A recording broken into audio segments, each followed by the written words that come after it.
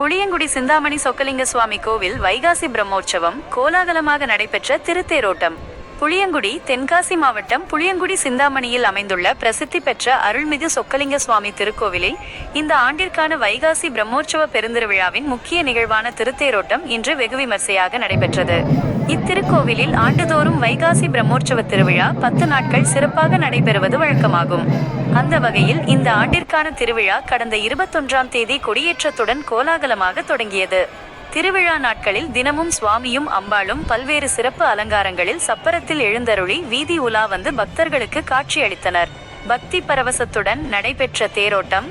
விழாவின் சிகர நிகழ்வான 9ஆம் திருநாளான இன்று திருத்தேரோட்டம் நடைபெற்றது.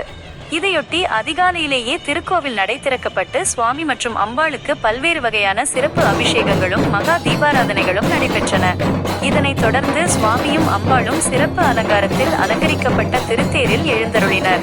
பின்னர் கூடியிருந்த திரளான பக்தர்கள் அரோகரா கோஷ முழக்கமிட்டனர். பிரமுகர்கள் மற்றும் பக்தர்கள் பங்கேற்பு. மேளதாளங்கள் முழங்க பக்தி பரவசத்துடன் நடைபெற்ற இந்த தேரோட்டத்தை வாசுதேவநல்லூர் சட்டமன்ற உறுப்பினர் திரு ராஜா அவர்கள் வடம்பிடித்து தொடங்கி வைத்தார். இந்த நிகழ்வில் அரசியல் கட்சி பிரமுகர்கள், தொழிலதிபர்கள் மற்றும் புளியங்குடி சுற்றுவட்டார பகுதிகளை சேர்ந்த ஏராளமான பக்தர்கள் கலந்து கொண்டு பக்தி கோஷமிட்டு தேரை வடம்பிடித்து இழுத்தனர். தேரானது நகரின் முக்கிய 4 ரத வீதிகளையும் சுற்றி வலம் வந்து மதிய வேளையில் நிலைநிறுத்தத்தை வந்தடைந்தது.